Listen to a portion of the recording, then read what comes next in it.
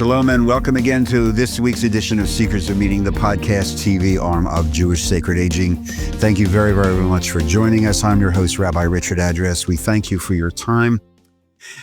These podcasts are designed to talk a little bit about the impact of longevity, the longevity revolution on our families, ourselves, and our communities. We welcome your comments for the show and suggestions. You can email me at Rabbi Address at jewishsacredaging.com. Check out the Facebook page. One of the most requested topics of conversation that we are involved with at Jewish Sacred Aging has to do with the whole arena of caregiving.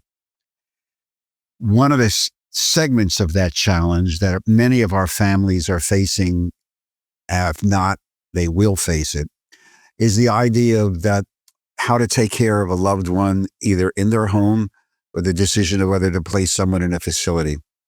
So we are very, very pleased to welcome to really sort of like educate us to some of this this morning, Matt Field, who is the owner of Right at Home in Chicago, and Audrey Friedland, who works at Right at Home as a nurse advocate.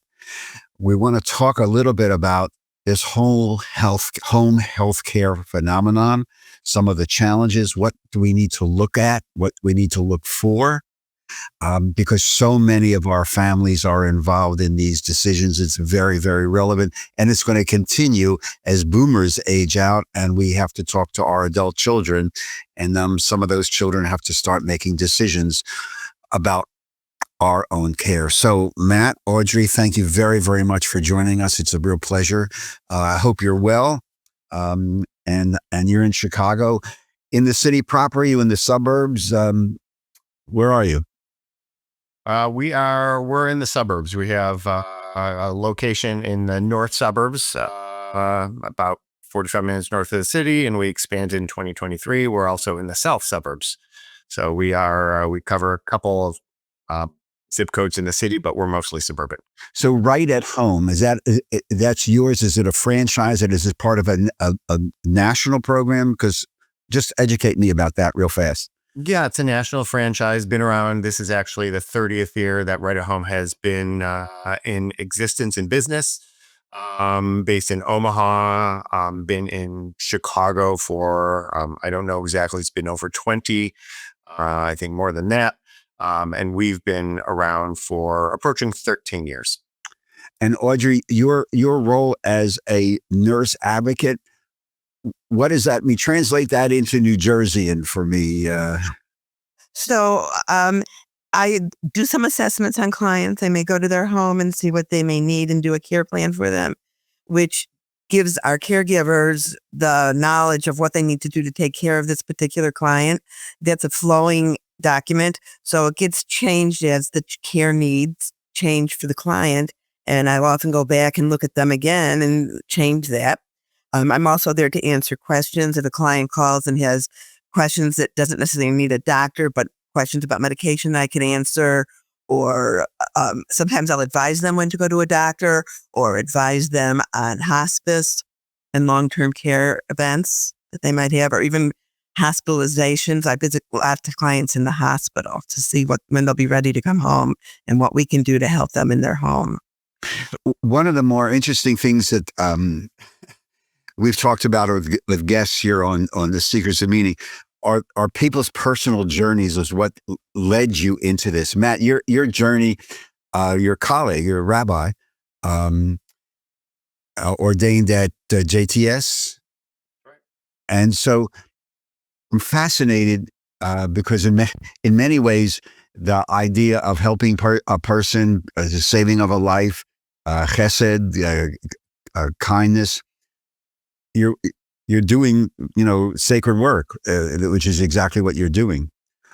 Could you just talk to me a little about your journey? Was there this aha moment that asked you or asked your soul to make this jump, or is this something that just evolved naturally in your own soul?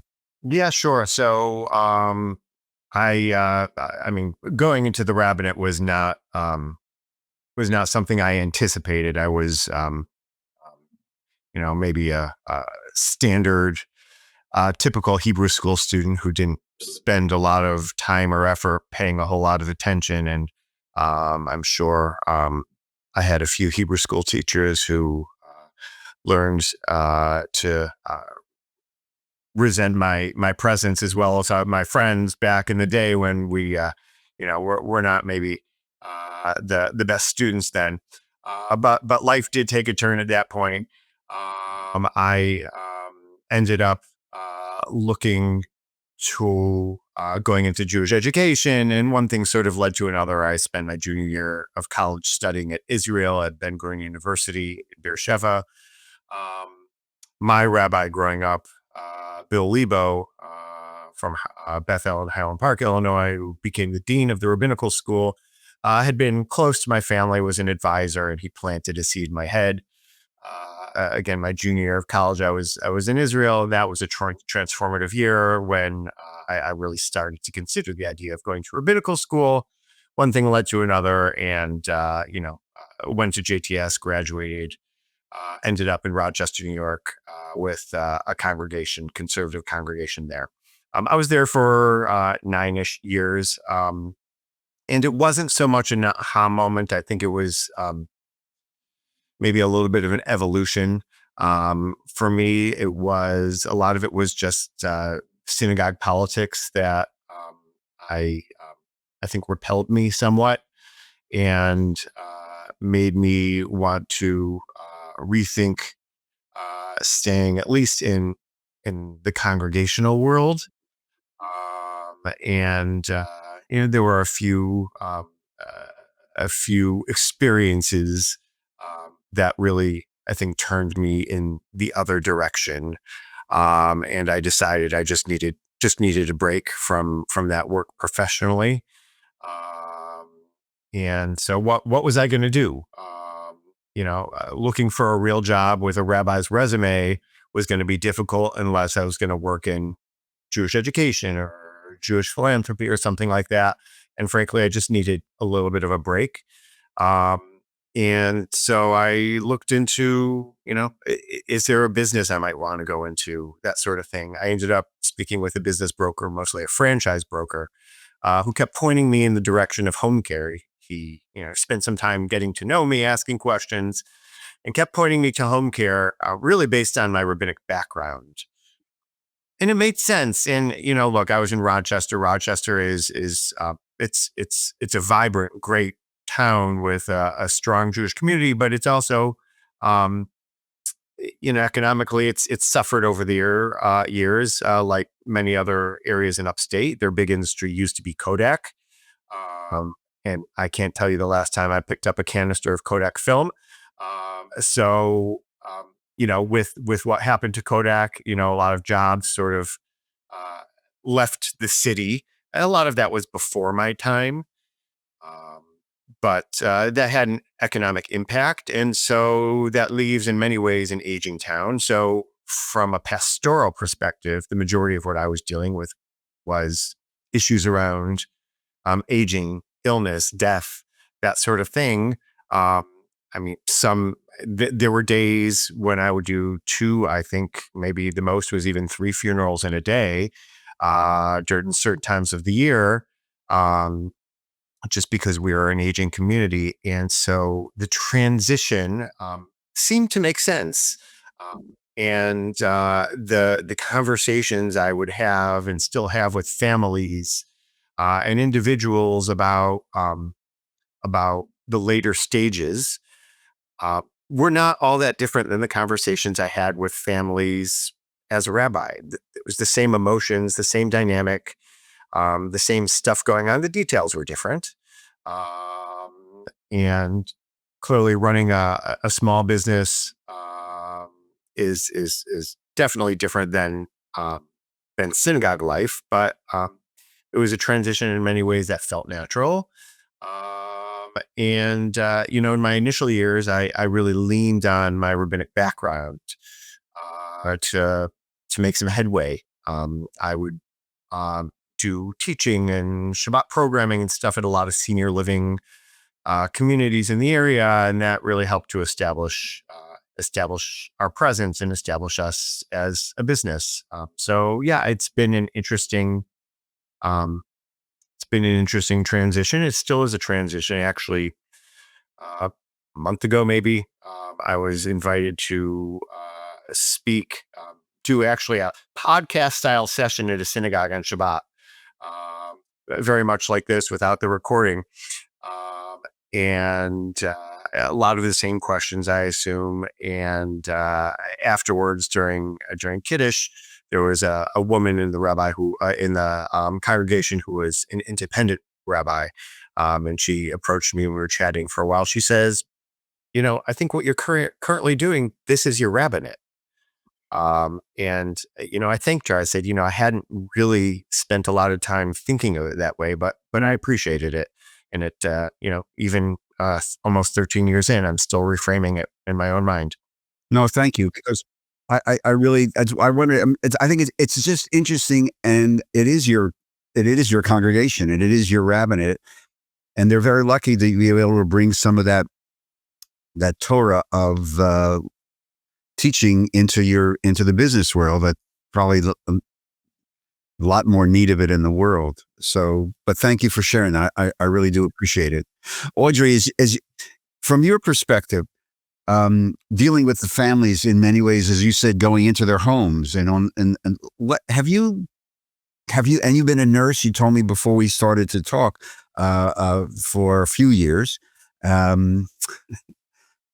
49. What changes have you seen?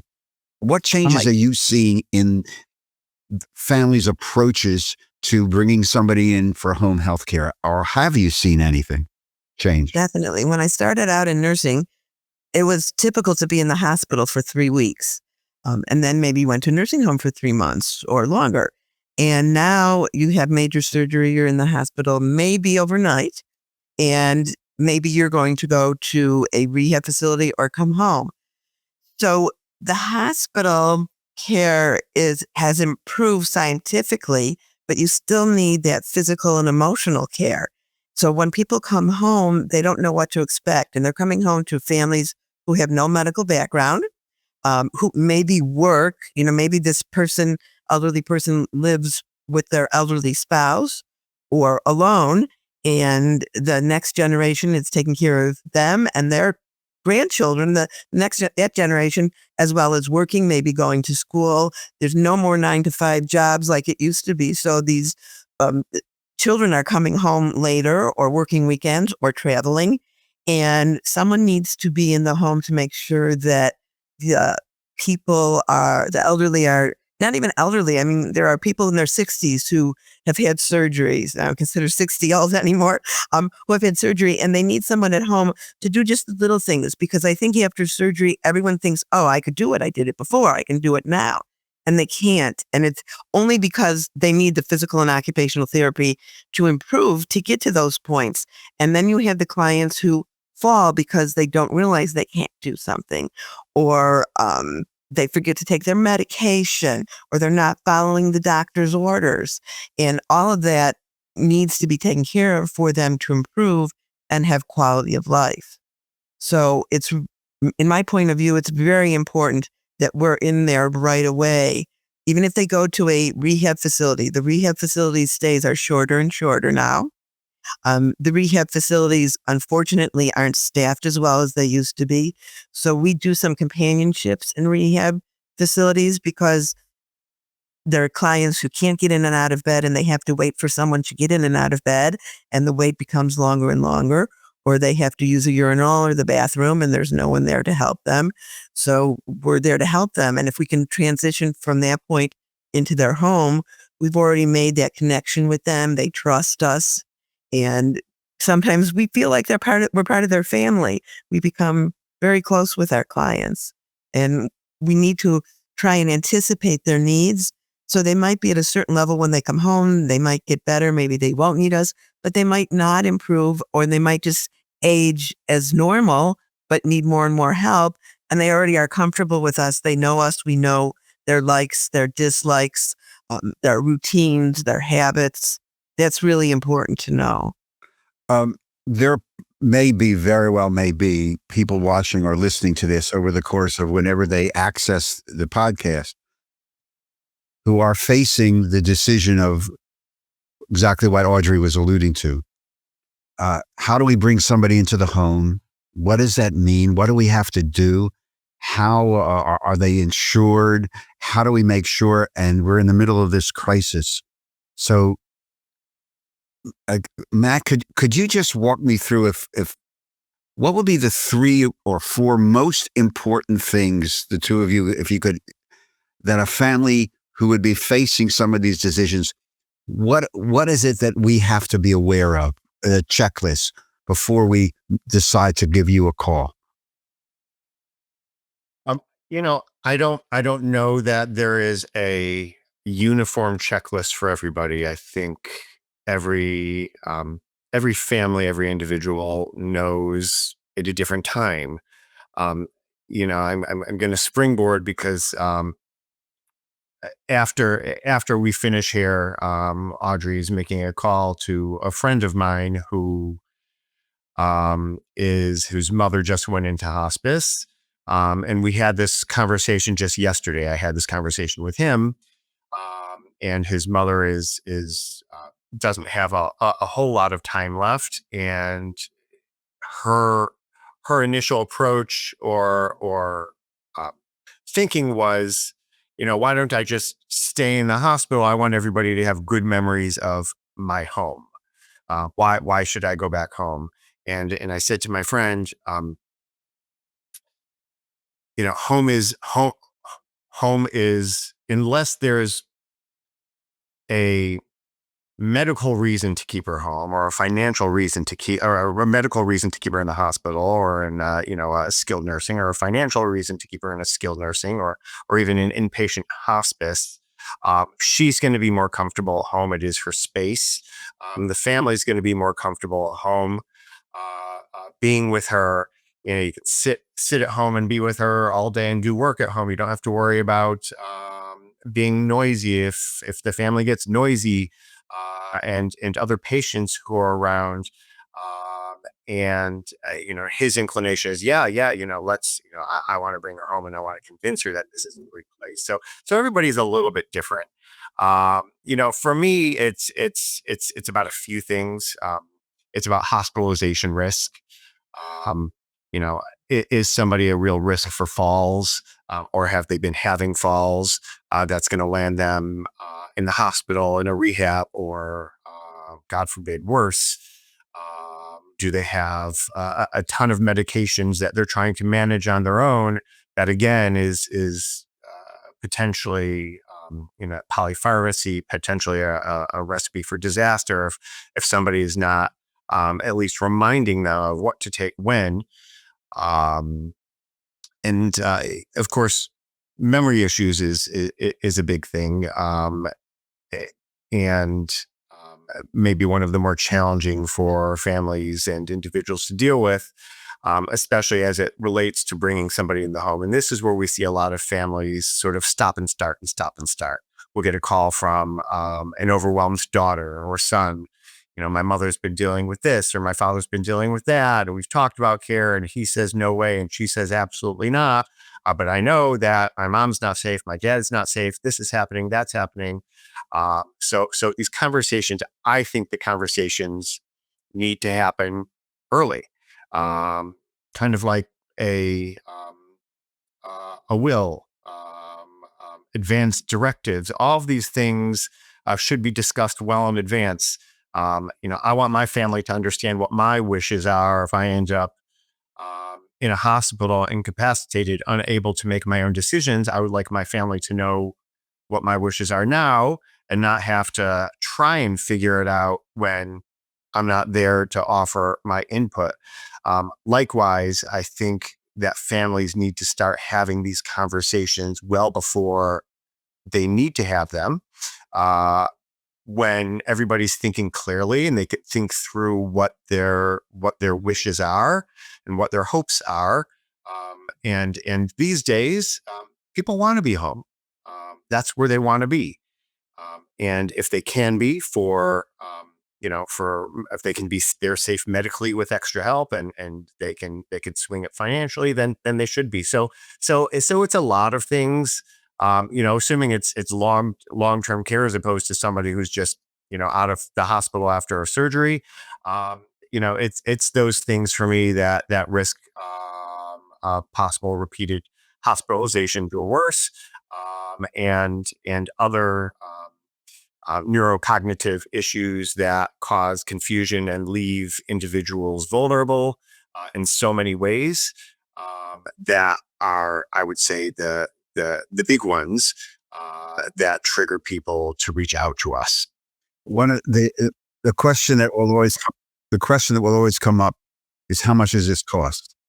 Do you, and I know it varies, because there are places here in Southern New Jersey and then around the country, and you're at Right at Home, which is, as you say, a franchise nationally.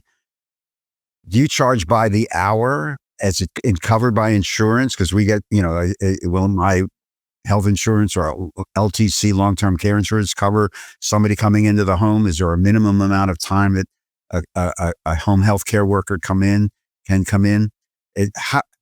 Can you just give us an overview? I know you can't be, because every city and company may be different, but are your fees covered by insurance? Yeah. So look, home care is expensive. It is. I'm not gonna beat around the bush. It is expensive. It does depend on the area for sure. So, each market has a range. For the most part, it is by the hour, unless it is live-in care, which is what it sounds like, which is typically a flat daily rate. And people will also go sort of to the caregiving underground, hire caregivers directly, which is an option. It's less money. It is higher risk, but it is an option. So, how is it covered? The majority of it is covered privately, unfortunately. Traditional insurance does not cover home care. It just doesn't. There are benefits out there, and I will sort of break those down. Long-term care insurance is great. Long-term care insurance, maybe I'm going to guesstimate maybe 20% of our clientele have long-term care insurance that covers, depending on the policy and the care needs, some up to all of the care. Long-term care insurance, not enough people have long-term care insurance, and it is expensive. It has reinvented itself over the years, and I'm not an expert, and I'm not an insurance guy, but for instance, now there are now life insurance policies that have long-term care riders on them, so you can use some of the life insurance benefit to provide for long-term care needs. So traditional insurance doesn't cover. Medicare does not cover, but I'm going to get into that in a second, because there are some qualifications there. Medicaid does cover. So for those who are on Medicaid, and actually we are in the process of being credentialed for Medicaid, it covers a portion of what one might need. If one is a veteran, and there are certain qualifications for veteran benefits, there are veteran benefits that will cover a certain amount of care. I've seen, and it is a wide disparity. I've seen anywhere from 9 hours a week to nearly 60 hours a week. And one has to have been a veteran in a foreign war. That could, I believe, even be for just a day. There are other qualifications as well, and it is a benefit that more veterans need to know about and learn about, because it is a real benefit. There are local municipalities and such, and social service organizations they usually have some respite hour programs. They might provide somebody with 50 hours of respite through an agency like ours that would contract with them. And now Medicare. So Medicare traditionally does not cover. Number of years ago, I'm not going to remember exactly when, I believe it was under the Obama administration, that the government made room for supplements, Medicare Advantage, to cover a limited amount of home care. That is still quite limited. But there's also another Medicare program that actually we've just recently learned about, and we're just starting to roll out. And this is something more people need to know about. And it's called GUIDE, GUIDE, and it's an acronym. I'm not going to remember exactly what the acronym is. And what GUIDE is it's covered through Medicare, I don't believe through supplement currently. but I'm not an expert on this yet. And what guide is specifically for people with memory issues. And through this program, the program will, it's not just with the agency, there's also local other agencies and national other agencies who are providing service. So they will do diagnostics. They will diagnose somebody for the various forms of dementia. Many primary care physicians will not. This program will diagnose. They will provide plans of care. They will provide resources, support for the families, and this is ongoing. Once you're in the program, you can stay in the program for as long as it lasts. Right now, it's a trial program with CMS. I believe it's an 8-year trial. I'm not sure what year this is, but it's in the early phases. And it'll also provide a certain amount of respite care. Again, this will be contracted through home care agencies who are part of the program, to provide, 50, 60, 70, whatever it is, number of hours of care, that can provide respite to family caregivers who are struggling and overwhelmed with a loved one at home who has a form of dementia.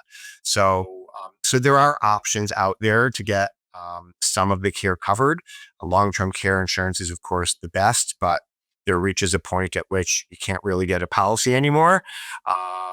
Other than that, as I say, a lot of it's private pay. Otherwise, there are these additional resources that do make some element of care more accessible for a portion of the population. So it's incumbent upon a family to really do the research, because obviously, as caregiving goes, from what I'm also hearing you say, every family is different. Every situation is different. And you touched on Medicare, Medicaid. So I'd like to ask both of you. This is somewhat of a political question. So, but what can I tell you? We live in a political world. Given what's happening, and given what's happening in Washington with the changes and the budgets and the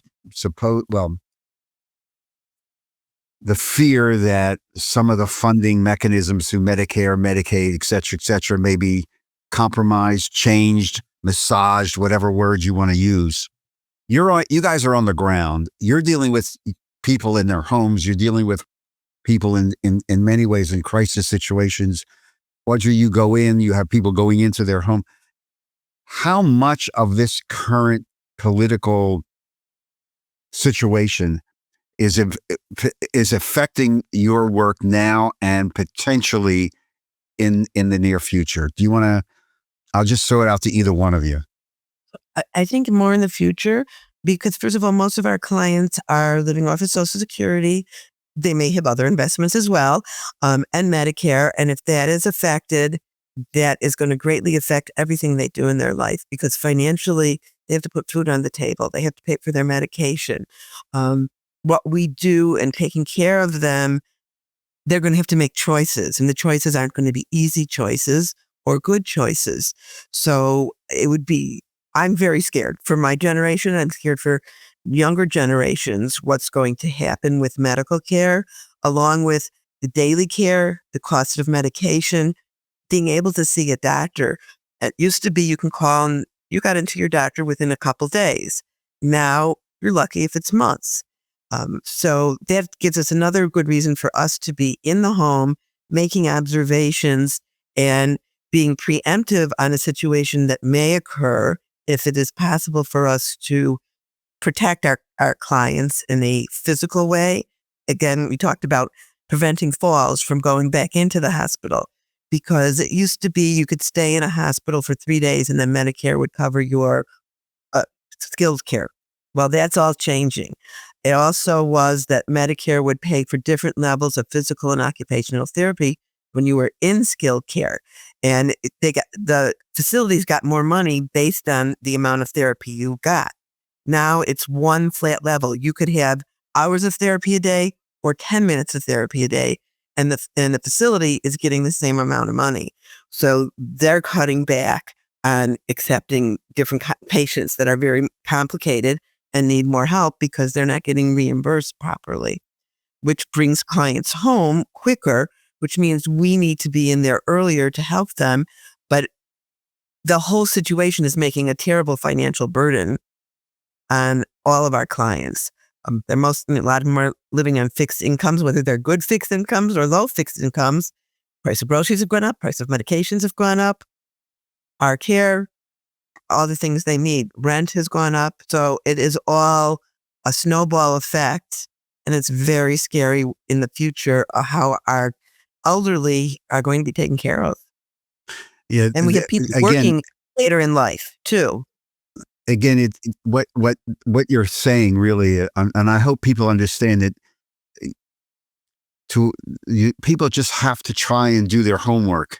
And as soon as you think that there's going to be a change and a shift in caregiving, to try to deal with all this stuff and to look and work with the professionals in the community to help guide you, because it is overwhelming, because most families they don't deal with this until the crisis hits.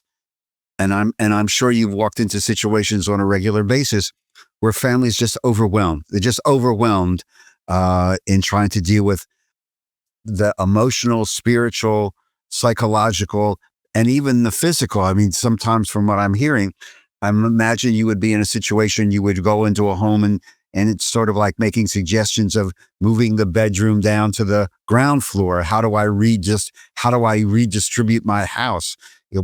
Take away those throw rugs, because there's an opportunity at 2:00 in the morning for somebody to, on the way to the bathroom, to trip and fall. The lighting, all these little things that can be overwhelming to a family. So the idea of having these conversations and trying to anticipate before the crisis, if possible. Go ahead, Audrey. A lot of times we are in the middle of that crisis. And one of the things that I do is hand-holding the daughter who doesn't know how to walk through this. Is she doing the right thing for her mom? Is she not doing the right thing for her mom? Part of our caregiving business is to take that burden off of the family. So you have a situation, you have a mother, a 90-year-old mother who needs help. You now have maybe her 60-some-odd or 70-year-old son who emotionally and physically cannot bathe her, for instance. That's very hard for a child to do to their elderly adult. Right. And so we can give them the confidence that we're doing that. We're also there just to handhold and talk. Sometimes just listening to them and pouring out their hearts of, oh, this is going wrong, and they hear it and bounce it off of us, they could get it into a more manageable situation, because now they've heard what they're saying. And it's not like a sympathetic, oh, poor you're in a bad situation. No, we're going to give you good advice, and we're going to listen to you and really try and feel what you need and fulfill those needs. And what you said about like the house, when I do an assessment, I'll talk about shower chairs. I'll talk about grab bars. I'll talk about lighting, talk about stairs. The throw rugs is a really big thing. Lowering things in cabinets so that the client could reach it versus standing on things. Just people who have a lot of clutter in their house to try and make a clear path for a walker or a wheelchair. These are all the things that it's important for people to understand that a company like yours, like Right at Home or wherever, they will assist in these conversations. These are sacred, and I mean this sincerely. They are sacred conversations. Before we start running out of time, a real something that has come up: the people, your staff who goes in, your home health care workers who go into homes 3, 4, 5 hours a day, whatever. What's the process? Is there a process for them being trained or bonded, or do they have to go through some sort of orientation, or they just come in and say, okay, go to this home? What's the process? You could talk about the pre-mat, and I'll talk about what I do then. Okay. Okay. Yeah. So, I mean, every state is different depending on licensure. So I can only speak to Illinois because we are licensed by the Department of Health. And so there are standards and requirements that we try and not just meet, but exceed. So, yeah, I mean, it starts as just a regular recruiting process. We have a recruiter who's looking for for applicants who hopefully have some skills, but before skills, they have to be the right person. They have to have the right approach, the right philosophy, the right respect. If they have skills, great. If not, we can teach skills, but the majority of the people we hire are already do come with experience. And, illegally, they are our employees. They are not 1099s. So they fall under our insurance, liability insurance and workers' comp insurance and all of that. So they are fully covered by an agency, assuming that agency is compliant. And there will be background checks. There will be drug testing and all of that. There will be an ongoing supervisory process popping in unannounced so we can make sure that they're doing what they ought to be doing. And if they're with a client who is vulnerable, has memory issues, and cannot advocate on his or herself, we're popping in the house so that we can be those advocates and make sure things are going right. Yes, there is training every, initially, annually. There are requirements, and there are pretty standard requirements by the state of Illinois and most states with licensure.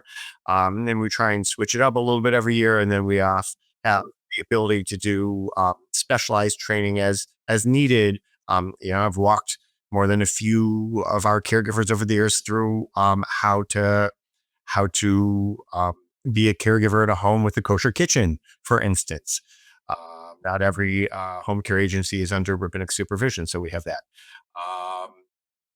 So we also do on-the-job training if we're taking care of Mrs. Smith and all of a sudden she's not ambulating like she used to and needs additional assistance. We might send somebody into the home to work with the caregiver to make sure that Mrs. Smith is being transferred out of the couch or out of bed properly and safely, making sure that the caregiver is also fully comfortable with how to do that. And if not, is there something that we can do to make the caregiver comfortable, or do we need to switch out and provide a caregiver who's going to be a better fit? And so we do a new hire orientation. And I'm actually going to hand off to Audrey, because Audrey engages in these new hire orientations as well as it relates to caregiver skills. Go Thank ahead, you. Audrey. So we start out with a checklist that has many of the tasks that we have to perform every day. And the new caregivers mark if they've ever done it before, if they feel confident. Regardless of that, though, I go through that list and we go through every single item on that list and we review it, we demonstrate, and we discuss it. We are very lucky that we have what we call our little lab. We have some equipment, we have dummies. Sometimes I've been the dummy. They have to put a gait belt on me. They have to transfer me from a wheelchair to a chair. I have been lifted by the Hoyer lift, and we review this all the time. And it's a casual kind of class. Like, I encourage them to ask questions and we can repeat ourselves or try things over. And at the end of this class, if someone is uncomfortable with a particular situation, they can come back in and we would do it. Or sometimes, like, they know they've done a Hoyer lift, for instance, but they haven't done it in a long time. And then it comes up that this client has a Hoyer lift. I'll meet them at the home and we'll review the Hoyer lift together. And I'll come back as many times as I need to make sure that the client is safe and the caregiver is safe and it is happening appropriately. And I'll even come back as it changes. Maybe a transfer at some point might be a very simple transfer where the client could actually bear weight and take a few steps. And then maybe it becomes where it has to be a pivot transfer. So if we review that with the caregivers on a constant basis, like Matt says, sometimes I might stop in and they don't even know I'm coming. And I do talk to families. And we also have the people in the office who talk to families on a regular basis who will ask them their needs. Are their needs being met? Is there something else we can do? So we can't read anyone's minds. We really encourage our families to be openly communicative with us. We have someone who answers our phone 24/7. So if a family member has a question, and if it's something that whoever answers the phone cannot answer, I'll get a message to return a call to a family, because there's a lot of moving parts in this. And with a client who has, maybe one day they're having a really great day, and that's when the family sees them. and then this family doesn't come back for a couple weeks and they're having a really bad day and there's changes, and the caregiver has to be flexible and know when to use their skills to change how a person is transferred, or how they're bathed, or how they're eating, how they're getting dressed. One of the things we try to do is give the clients as much independence we can. We don't want to take away their independence. So we have to be flexible. On a day that someone's having a good day, maybe they can dress themselves. Maybe they can dress their upper body, not their lower body. And then there's a day they may have a bad day and we're going to completely dress them. Right. So again, as we conclude this idea and that we wanted to bring to you today, this is sacred work, and the quality and the maintaining of a dignity of a human being. It comes literally right out of the fifth commandment in our traditions. So Audrey Friedland, a nurse advocate, and Matt Fried, the owner of Right at Home, I want to thank you for really just giving us sort of this overview, introduction to Home Healthcare 101. There's so, as Audrey said, there's so many moving parts, and I want to just thank you for what you do and wish you just continued success. Most of all, your own health, because you are doing sacred work. So thank you, guys. Thank you very much. Audrey, Matt, thank you very much. To all of you, thank you very much for joining us today on today's edition of Seekers of Meaning, the podcast arm of Jewish Sacred Aging.